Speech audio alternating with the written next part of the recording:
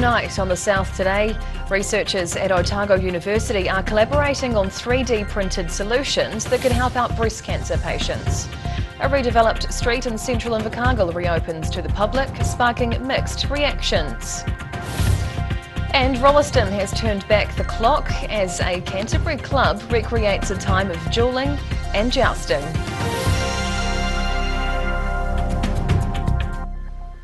Kia ora, good evening. I'm Hannah Wilkins.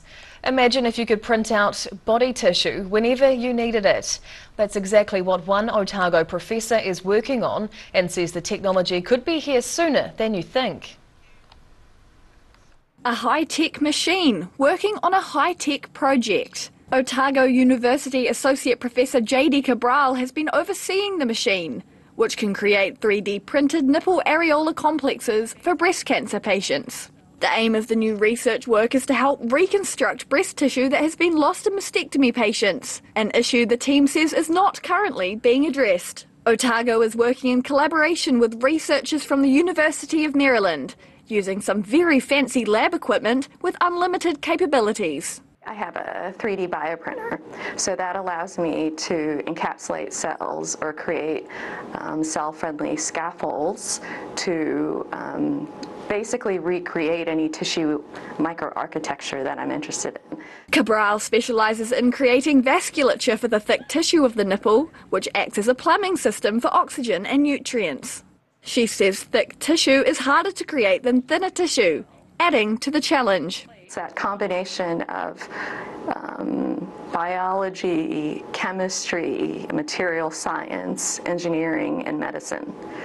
So it's a really exciting field. I'm never bored. She's hopeful the research will lead to further developments in 3D printing, which could eventually see vital organs created. Quite exciting. It's cutting-edge research happening right here in little Dunedin. Cabral is looking forward to visiting collaborators at the University of Maryland in June, where she'll tour their laboratories and see the latest technologies. In Dunedin, the South Today. Emergency services were called to Caversham yesterday afternoon after two cars collided in Dunedin's Fitzroy Street. One car crashed into a fence, damaging it, while the other smashed into a lamppost following the two-vehicle collision around 3:30 p.m. Both cars were significantly damaged in the accident. Fire and Emergency New Zealand crews attended the scene, saying no one was trapped. However, two patients were treated for minor injuries, with one person taken to Dunedin Hospital. And meanwhile, police are still on the hunt for a male driver who fled the scene of a crash last night after hitting another car on Portsmouth Drive. The man had earlier failed to stop for officers and ran a red light. The vehicle he was driving was later reported as stolen. Invercargill's redeveloped Esk St in the central city was reopened to traffic a week ago, gaining a mixed reaction from residents. Some pedestrians preferred having free rein over the shared space, while others were happy to have the handy parking spots. Cars rumbling along the new cobbles of Esk St. Pedestrians aren't the only ones being drawn back to Invercargill's newly improved city streets. Now that the extensive renovations of Esk and Don Streets are completed, traffic has been welcomed back into the shared space. Members of the public are enjoying the fresh central city upgrades, but some are unimpressed by the steady flow of vehicles now streaming through. The sign down there says that we're going to share the space. I've never known cars to share a space with pedestrians. There are many stores and sometimes we can get distracted and maybe it can be dangerous. I just think it's probably nice for it to be closed off and people can sort of wander out into the street or sit out here and that without running about cars. Some residents believe the biggest risk with open vehicle access is to children and young families. We were promised one thing and it's lost the whole ambience, it's lost the whole flow for kids to be able to run around. You either have a family area or you don't. If you have a family area and kids are running around, then you're going to have a mistake. However, not everyone's opposed to the street being a thoroughfare, with short-term parking and quick access to retail stores described as a helpful convenience. I think it's fine. It's great to have a bit more place to park. I think it is good to have some parks out here, especially for people that just want to dash into a shop. I think it's great just to park a few minutes. It's really good to have few car parks around here. Invercargill Mayor Nobby Clark supports the idea of having public consultation on the issue, while the City Council itself is still considering the situation. In Invercargill, the South Today. Demolition work in the Dunedin suburb of Mornington has raised questions around whether the City Council's second-generation district plan is putting the city's heritage streetscape at risk. 3 heritage homes at the intersection of Napier Street and Kenmure Road were demolished recently. The villas were built in the mid to late 1890s. Building company TGC Homes received consent from the council to demolish the homes. It's planning to build 24 two-bedroom townhouses in their place.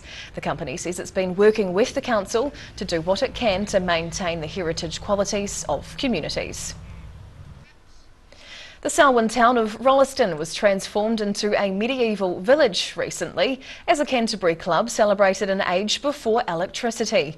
Lords, ladies and knights in shining armour duelled and jousted in public battles, recreating pre-17th century life and culture. The clatter of wood and steel as medieval knights do battle. The kingdom of Rolleston was taken back in time to the modern Middle Ages over the weekend, looking back to an era where honour and chivalry reigned. The event was staged by the Barony of Southland. It's the South Island branch of the Society for Creative Anachronism, which boasts more than 100 members. It's dedicated to researching and recreating the arts, skills and traditions of pre-17th century European cultures. You'll have Elizabethan gentlemen rubbing shoulders with Viking warriors. It does seem a little bit strange, but we are the Society for Creative Anachronism, something out of its time period, and it allows a lot more people to play. And we're all inclusive. We're trying to get as many people playing together as possible and enjoying medieval history. Medieval recreators can choose their own offensive and defensive weapons. But Thompson admits there's a lot more to the society than just the sword fighting. With dancing, art, calligraphy and archery, some of the other activities on offer. The chance for me to play the role of a medieval knight and share a lot of kindness and enjoyment, and I think the world needs a lot more kindness, so we're just trying to share that with everyone. Some history was made recently when a New Zealand fighter won the Crown tournament in Australia. That means the new rulers of the Australasian Kingdom of Lockie will be on this side of the Tasman. In Rolleston, the South Today. FA Yakane still to come on the South Today. A Northern Southland Anzac Day commemoration ends with a surprise celebration for a local stalwart. And while Dunedin organisers check off more than 120 events, rounding off this year's New Zealand Festival of Nature on Earth Day.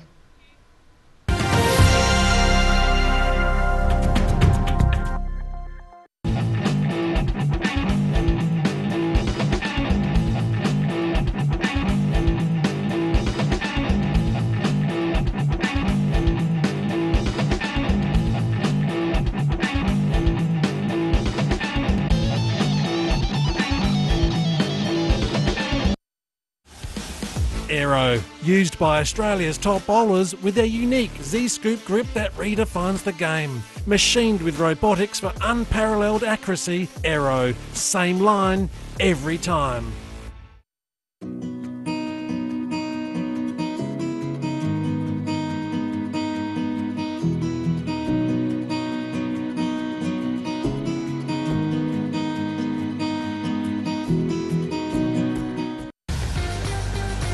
Drive away your way with 3 incredible offers on the Honda CR-V Adventure Ready range. Choose from 2.9% finance with zero deposit, third finance, or lease a new CR-V from just $136 per week. These offers are only available for a limited time, so be in quick. From Honda. If you're at risk of developing melanoma skin cancer, you owe it to yourself to have a mole map. Mole map is coming to your area. Phone today to make an appointment. It could save your life. Is your old bed keeping you up at night? Time to see My Mate John. Great sleep sale.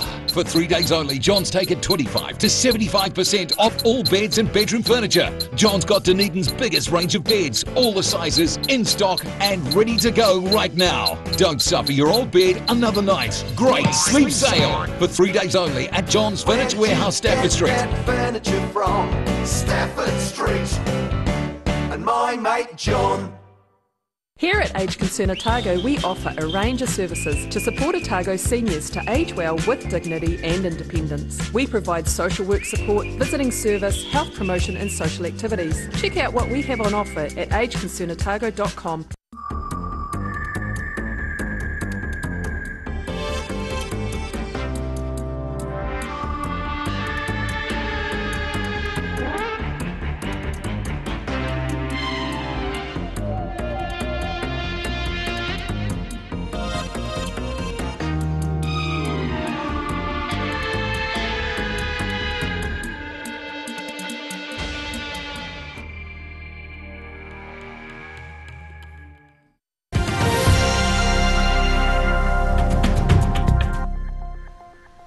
Tēnā koe, welcome back. It was a special Anzac Day for one pipe band member in the northern Southland town of Balfour after he was surprised with a celebration marking a milestone of service.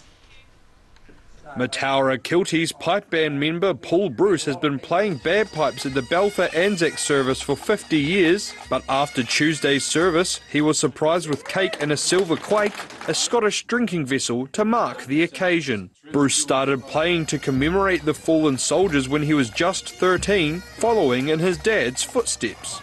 Oh, just my father started playing the bagpipes and I just sort of carried on with it. Paul passed down the tradition to his son, who also plays the bagpipes, and this year a fourth generation was added to the team, with his great-nephew playing at the Anzac Day service for the first time. In Balfour, the South today. Organisers are celebrating a successful Wild Dunedin festival, which featured more than 120 events across 10 days. One of the final activities was designed for families who were encouraged to get creative among the trees at Chingford Park. These strange symbols in the grass aren't an alien message. Instead, this twiggy tapestry was created by local children and families on Saturday as part of a creative exercise.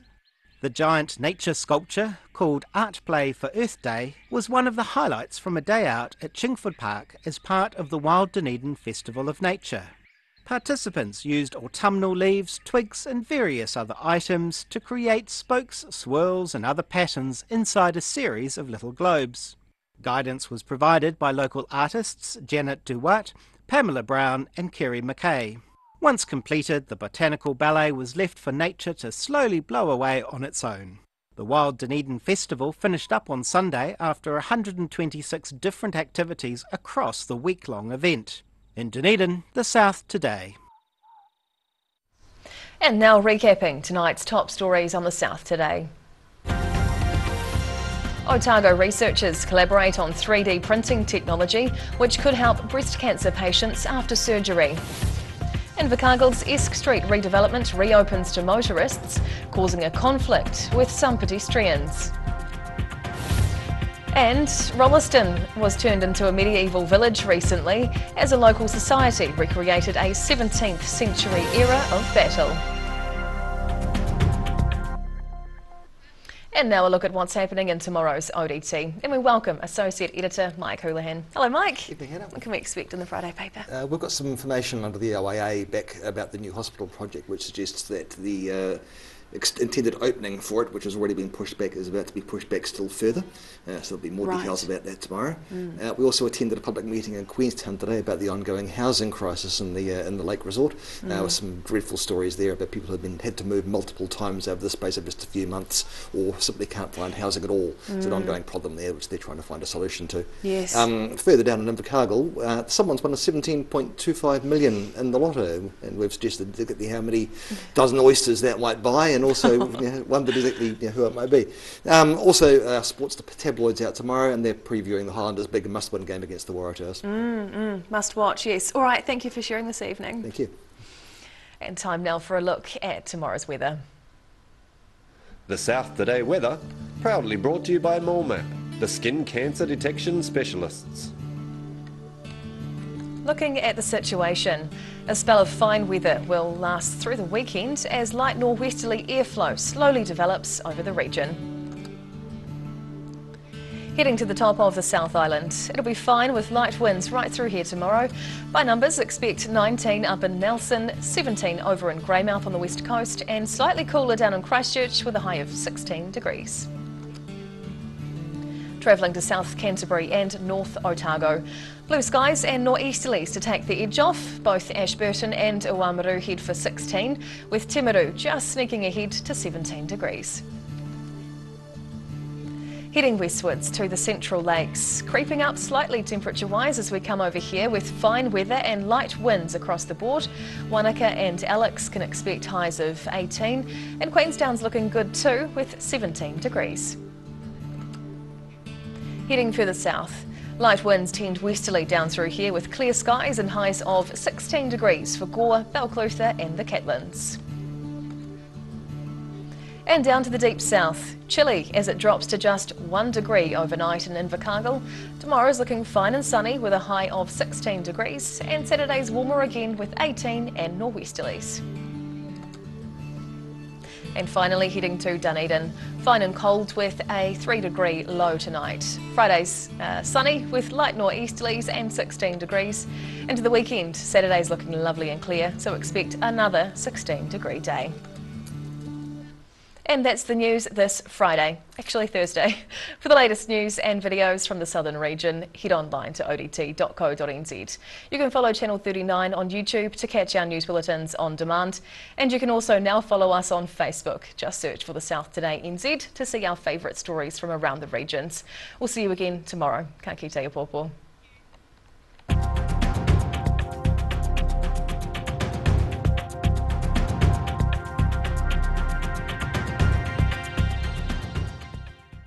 Public interest journalism funded through New Zealand On Air.